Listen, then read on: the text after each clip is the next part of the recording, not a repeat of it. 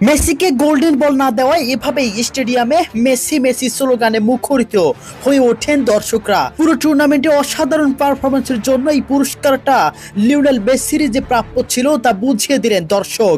কিন্তু শেষ পর্যন্ত গোল্ডেন বল উঠল স্পেনের মিডফিল্ডার রদ্রির হাতে। এরপরেই স্টেডিয়ামে শুরু হয় দর্শকদের জোরালো প্রতিক্রিয়া। চারদিকে ধ্বনিতে মুখরিত হয়ে ওঠে মেসি মেসি স্লোগানে। সামাজিক যোগাযোগ মাধ্যমে শুরু হয় তুমুল আলোচনা। কেন মেসিকে দেওয়া হলো না গোল্ডেন বল? কেন রদ্রি পেল এই সেরা ফুটবলারের পুরস্কার? আসন্ন গোল্ডেন বল নির্ধারণ করা হয় টুর্নামেন্ট জুড়ে একজন খেলোয়াড়ের সামগ্রিক পারফরমেন্স, ম্যাচে প্রভাব, নেতৃত্ব, ধারাবাহিকতা এবং সাংবাদিকদের ভোটের ভিত্তিতে। আয়োজকদের বিচারের মতে রদ্রি পুরো টুর্নামেন্টে স্পেনের মিডফিল্ড নিয়ন্ত্রণ করেছেন, দলের সাফল্যে গুরুত্বপূর্ণ ভূমিকা রেখেছে এবং সেই কারণেই তিনি সর্বোচ্চ ভোট পেয়ে জিতে নেন গোল্ডেন বল। অন্যদিকে মেসিও ছিলেন দুর্দান্ত ছন্দে, গুরুত্বপূর্ণ ম্যাচে গোল করেছেন, অ্যাসিস্ট করেছেন, দলের আক্রমণ ভাগকে নেতৃত্ব দিয়েছেন এবং আর্জেন্টিনাকে শিরোপার খুব কাছাকাছি নিয়েছেন।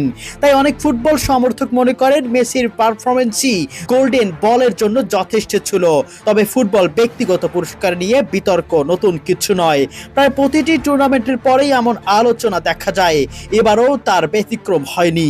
রদ্রি পুরস্কার জিতলেও স্টেডিয়ামে দর্শকদের মেসি মেসি স্লোগান যেন একটাই বার্তা দিয়েছে, তাদের চোখে এই টুর্নামেন্টের সেরা খেলোয়াড় ছিলেন লিওনেল মেসি। প্রিয় দর্শক, আপনার মতে গোল্ডেন বল কি সত্যিই মেসির প্রাপ্য ছিল নাকি রদ্রি সঠিক বিজয়ী? কমেন্ট বক্সে অবশ্যই আপনাদের মন্তব্য জানিয়ে যাবেন।